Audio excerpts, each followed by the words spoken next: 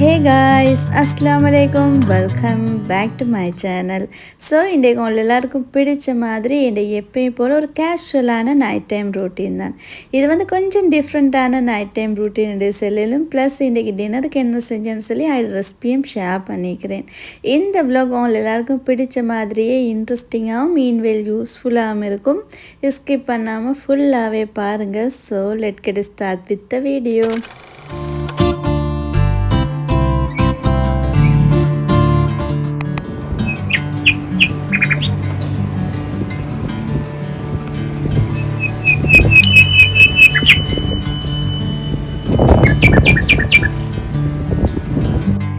So என்னடா இது night time ரூட்டிங்னு சொல்லிட்டு டே டைமை காட்டுன்ட்டு பார்க்குறேன். இது ஈவினிங் இப்போ வந்து ஒரு 6 o'clock மாதிரி இருக்கும். நைட்டே கொஞ்சம் ஏர்லியாகவே கிச்சனுக்கு வந்துட்டு நைட் டின்னர் செய்யணும்.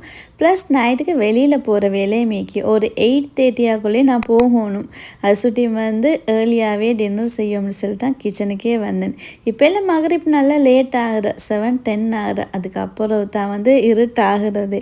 ஸோ இன்றைக்கி நைட் டின்னருக்கு செய்ய போகிறது இது எத்தனை பேருக்கு தெரியுமான்னு தெரியும். நான் ஸ்ரீலங்காலேருந்து வரக்குள்ள தான் எடுத்து வந்தது. இடியாப்பம் மாதிரி தான். இது ஹாட் வாட்டரில் போட்டு வச்சனாக்கா இடியாப்ப பிரியாணி செஞ்சால் எப்படி ஈக்குமோ சேம் அதே மாதிரி தான், டிஃப்ரெண்ட்டே ஈக்காது. ஸோ இந்த பேக்கெட் உள்ளுக்கு எப்படின்னு கேட்டேனாக்கா இடியாப்பத்தை ட்ரை ஆக்கினா எப்படி ஈக்குமோ சேம் அதே மாதிரி தான், சின்ன சின்ன பீஸாக ஈக்கும். இது ஹாட் வாட்டரில் போட்டால் அது அப்படியே குக் ஆகிடும். நான் ஃபஸ்ட்டுக்கு வந்ததோடைய வந்து தண்ணியை தான் ஸ்டவ்வில் ஏற்றினா கொஞ்சமாக டர்மரிக்கும் உப்பும் போட்டேன். அப்படி இல்லைன்னா ஜஸ்ட்டு உங்களுக்கு டர்மரிக் போடாமலும் தண்ணியை சூடு பண்ணலும். இதுக்கு வெஜிடபிளில் வந்து எங்கள்கிட்ட விஸ்தான் உங்கள்கிட்ட என்னென்ன வெஜிடபிள் இருக்கோ நீங்கள் அதெல்லாம் சேர்த்துக்கோங்க. நூட்லஸ் சேர்க்கச்சல இந்த மாதிரி வெஜிடபிள்லாம் சேர்க்குறோம், அந்த வெஜிடபிள்லாம் சேர்த்துக்கோங்க. இன்றைக்கி நான் வந்து கேரட் அதோடைய லீக்ஸ் கெபேஜ் தான் இருந்தது, அதுதான் நான் எடுத்தேன். தண்ணி இங்களை வந்து பாயில் ஆகிற இந்த டைமில் வந்து அந்த இடியாப்பத்தை வந்து இதில் வந்து சேர்த்துக்கொள்ளணும். ஸ்டவ்வை வந்து ஃபுல்லாகவே வந்து தண்ணி நல்லா பாயில் ஆனது போல் ஸ்டவ்வை ஆஃப் பண்ணிவிடுங்க. அதுக்கப்புறம் உங்களுக்கு எந்த அளவு வேணும் அந்த அளவு சேர்த்துக்கோங்க. இது வந்து கொஞ்சமாக போட்டிருந்தாலும் நிறையவே வந்துடிய, அதனால் போட்டதோடய வந்து அது குக் ஆகாது. போட்டதோடய வந்து கொஞ்சமாக என்னடா அப்படின்னு சொல்லி தான் ஏற்கும். கொஞ்சம் டைம் அப்படியே நல்லா போட்டு லிட்டால் கவர் பண்ணிவிட்டு ஒரு 10 to 15 மினிட்ஸுக்கு பிறகு பாருங்கள் அது அப்படியே ஃபுல்லாக குக் ஆகி இருந்ததை விட டிபிளாக வந்துடும்.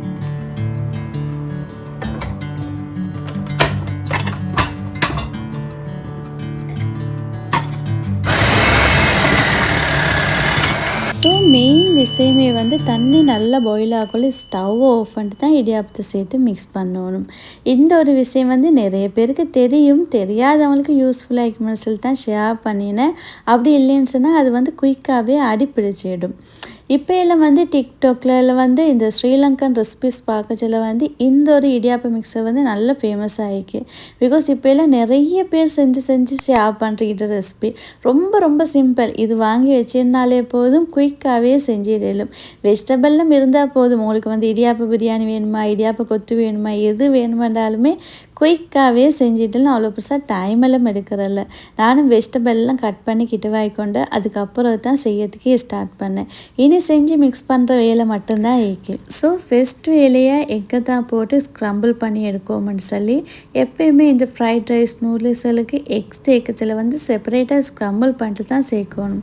அப்படி இல்லைன்னு சொன்னாக்கா எத்தனை பேர் இந்த விஷயத்தை நோட் பண்ணிங்கன்னு தெரிய, ஃப்ரைட் ரைஸ் சேர்க்கல ரைஸ் வந்து கொலையேண்டு ஆகிடும், பூ மாதிரி உகுந்து கொண்டு இருக்காது. அதுக்கு மெயின் விஷயமே வந்து அந்த வெஜிடபிளோட சேர்த்து எக்கை போட்டு மிக்ஸ் பண்ணுறேன். இந்த மாதிரி சேர்த்தால தான் அந்த ரைஸும் வந்து கொலையேண்டு ஆகிடும். செப்பரேட்டாக செஞ்சு போடக்குள்ள வந்து தூர ஈக்கும், கடிப்படும். தின்னக்குள்ள டேஸ்ட்டும் ரொம்ப நல்லா ஈக்கும், ரைஸும் நல்ல பூ மாதிரி வரும். எக்கை வந்து நல்லா ஸ்க்ரம்பிள் பண்ணி எடுத்துட்டு அதுலேயே இன்னும் கொஞ்சம் ஆயில் சேர்த்து சொசேஜஸை போட்டு மிக்ஸ் பண்ணி எடுத்தேன். சொசேஜஸ் வந்து குயிக்காகவே ஃப்ரை ஆகிடும், அது பெருசாக டைம் எல்லாம் எடுக்காது. அதையும் ஃப்ரை பண்ணி எடுத்துட்டு லைட்டாக சோட்டை பண்ணி தான் எடுத்தது. அதுக்கப்புறம் வந்து சிக்கனை பிச்சு போட்டு எடுத்து கொஞ்சமாக வந்து அதில் டர்மரிக்கும் சில்லி பவுடரும் சேர்த்து நல்லா மிக்ஸ் பண்ணி அதையும் சோட்டை பண்ணி எடுத்தேன். இக்கு பீஃப் சேர்த்துக்கொள்ளையிலும், சிக்கன் வந்து ஃப்ரை பண்ணி இல்லைன்னா செப்பரேட்டாக கூட சேர்த்துக்கொள்ளையிலும். இது மாதிரி சேர்த்துனாலும் டேஸ்ட் ரொம்ப நல்லா தான் இருக்கும். ஸோ அதிலே கொஞ்சமாக ஆயில் சேர்த்து வெங்காயத்தை சேர்த்து சோட்டை பண்ணுங்கள். வெஜிடபிளை பொறுத்தவரை ஓவராக குக் ஆகப்படாது. ஓவராக குக் ஆகிட்டுனா சப்பண்டு ஆகிடும், டேஸ்ட்டே ஈக்காது. அதனால் கொஞ்சம் பச்சையாக ஈக்கணும். அப்போ தான் தின்னக்குள்ள வந்து டேஸ்ட் ரொம்ப நல்லாவே இருக்கும். அதுக்கப்புறம் தக்காளியை சேர்த்து சோட்டே பண்ணுங்கள். அதுக்கப்புறம் கேரட் அதோடைய கெபேஜையும் சேர்த்துக்கோங்க. சேர்த்து நல்லாவே மிக்ஸ் பண்ணி விடுங்க. மசாலா பொறுத்தவரை நான் பெருசாக எந்த ஒரு மசாலாவுமே சேர்க்க போகிறதில்ல. பிகாஸ் லெஃப்ட் ஓவர் வந்து பீஃப் கறிக்கு இன்றைக்கு அதைத்தான் சேர்க்க போகிறது. இந்த மாதிரி கறி சேர்க்கறதால வந்து இந்த மாதிரி மசாலா வந்து எக்ஸ்ட்ராவாக எதுவுமே சேர்க்க தேவையில்லை. கொஞ்சமாக காஷ்மீர் சில்லி பவுடரும் பெப்பர் பவுடரும் போட்டு கொஞ்சம் ஸ்பைசியாக இருந்தால் நல்லா இருக்குமென்னு சொல்லி அதோடைய சீஸ் சேர்த்து அதோடைய சோயா சாஸும் சேர்த்து அதோடைய குக்கிங் க்ரீமும் சேர்த்து இதில் வந்து கொஞ்சம் கூடுதலாகவே சேர்த்துக்கோங்க. அப்போ தான் நல்ல க்ரீம் டேஸ்ட் ரொம்ப நல்லாவே இருக்கும். இதெல்லாம் சேர்த்து நல்லா மிக்ஸ் பண்ணி விடுங்க.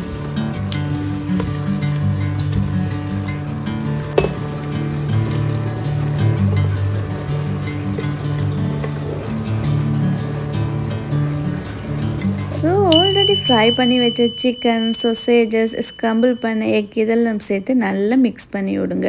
லீக்ஸ் வந்து கொஞ்சம் தான் சேர்த்தேன், இன்னும் கொஞ்சம் வச்சுக்கொண்டு புறவு சேர்த்து மிக்ஸ் பண்ணதுக்கு எல்லாத்தையும் சேர்த்து நல்லா மிக்ஸ் பண்ணி விடுறது. பிறகு இடியாப்பத்தை பாருங்கள், இடியாப்பம் இப்போ செஞ்சு பிச்சு போட்ட மாதிரி நல்லா பூ மாதிரி உந்துக்கோ நீக்கி. ஸோ இது ஒரே அடியாக சேர்த்துட வேணாம், கொஞ்சம் கொஞ்சமாக சேர்த்து மிக்ஸ் பண்ணி விடுங்க. நான் உப்பு சேர்க்கலை, பிகாஸ் ஆல்ரெடி ஃப்ரை பண்ணி வச்ச சிக்கன் சொசேஜஸ் முட்டை அதெல்லாத்துக்கும் உப்பு சேர்த்து தான் மிக்ஸ் பண்ணி வந்து ஃப்ரை பண்ணி எடுத்தது. அதோடைய இந்த லெஃப்ட் ஓவர் பீஃப் கறிக்கு வந்து உப்பு சேர்த்து மசாலாலாம் சேர்த்து தான் வந்து குக் பண்ணிக்கி. அந்த இடியாப்பம் குக் பண்ணக்குள்ள உப்பு சேர்த்து தான் குக் பண்ணேன். அதனால் உப்பு சரியாகவே இருந்த, உப்பு போதாத மாதிரி இருந்தால் உப்பை செக் பண்ணிட்டு சேர்த்துக்கோங்க. அந்த கறியை வந்து கொஞ்சம் கொஞ்சமாக சேர்த்துக்கோங்க. ஓவராக சேர்த்தண்டாலும் சப்பண்டாவிடும். எல்லாமே வந்து கொஞ்சம் கொஞ்சமாக சேர்த்து கொஞ்சம் கொஞ்சமாக மிக்ஸ் பண்ணி விடுங்க.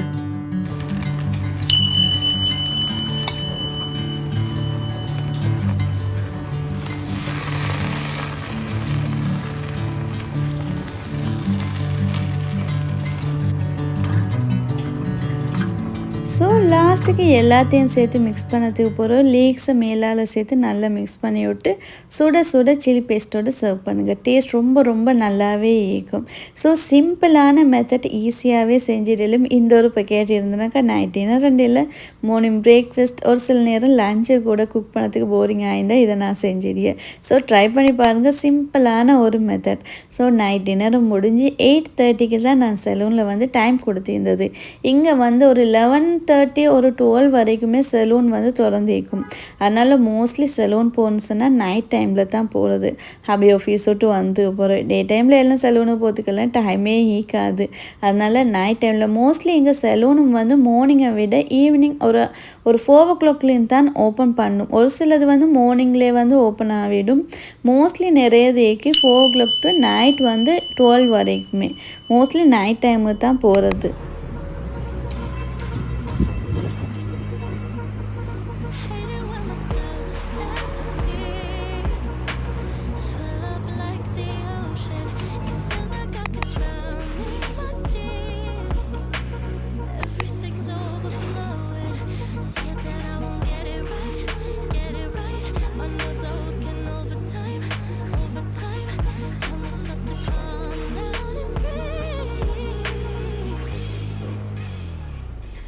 ஸோ போனதோடைய ஃபர்ஸ்ட் வேலையாக நான் செஞ்சது ஃப்ரூட் ஃபேஷியல் தான். அதுக்கப்புறம் மற்றதை செய்வோம்னு சொல்லி அதுக்கு முன்னாடியே ஆல்ரெடி ஆள் இருந்து சுட்டியும் ஒரு 10 to 15 minutes மட்டும் அப்படியே இருந்து கொண்டு அதுக்கப்புறம் தான் எண்ணெய் எடுத்த ஒரு 20 minutes மட்டும் போன ஃபேஷியலுக்கு.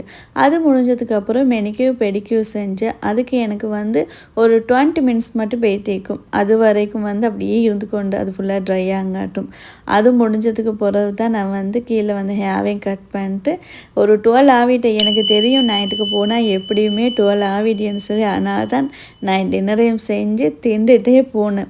வந்ததுக்கு போகிற அதுக்கப்புறம் தூங்குற வேலை மட்டும்தானே ஏக்கி. இல்லைன்னு சொன்னாக்கா போனால் பசியிலையும் மீது கொண்டு நிற்கணும், வரத்துக்கும் லேட் ஆகிடும். ஒவ்வொன்றா செய்யக்குள்ள ஒருவேளை ரஷ் இல்லாமல் தான் குயிக்காகவே வேலை முடிஞ்சிடும். ரஷ்ஷாக இருந்தால் ஒரு டைம் எடுக்கும். இன்றைக்கு வந்து நான் போன நேரம் 2 பேர் மட்டும் இருந்தேன். அதனால தான் கொஞ்சம் டைம் எடுத்தேன். ஒரு 8:30 ஆகுள்ளேயே நான் என்னை போய்த்து ரீச் ஆகிட்டேன். 12 ஆகிட்டேன் எப்படியுமே ஹோமுக்கு வரத்துக்கு. இதெல்லாம் முடிஞ்சு. ஸோ இந்த சலூன் சர்வீஸ் எப்படின்னு கேட்டால் பெஸ்ட்டான சர்வீஸ் தான். உங்களுக்கு பேக்கேஜ் வேணும்னா லாஸ்ட்டில் ஆட் பண்ணிக்கி தேவையான செக் பண்ணி பாருங்கள். 3 வேவ் சலூன் தான். இது வந்து உங்களுக்கு லொக்கேஷன் வேணும், டீட்டெயில் என்ன சரி வேணும்னு சொன்னாக்கா கமெண்ட்ஸில் கேளுங்க, இல்லைன்னா இன்ஸ்டாவில் டிஎம் பண்ணுங்கள். ப்ரைவேட்டாக வந்து நான் உங்களுக்கு ஷேர் பண்ணுறேன் டீட்டெயிலில். ஸோ இதெல்லாம் முடிஞ்சு அதுக்கப்புறம் நானும் ஹோமுக்கு வந்துட்டேன். இந்த மாதிரி தான் போனது என் நைட் இன்றைக்கு. ஸோ ஒரு சிம்பிளான நைட் டைம் ரூட்டீன் தான். நான் எல்லாருக்கும் பிடிச்சிருக்கும், இன்ட்ரெஸ்டிங்காக இருக்கும்னு நம்புகிறேன். பிடிச்சிருந்தால் உங்களோட ஃப்ரெண்ட்ஸ் அண்ட் ஃபேமிலி கூட ஷேர் பண்ணிக்கோங்க. தேங்க்யூ ஃபார் வாட்சிங் my video. Don't forget to subscribe and click the button also to get new update. Inshallah, see you soon in my next new video. Until then, take care. Bye bye.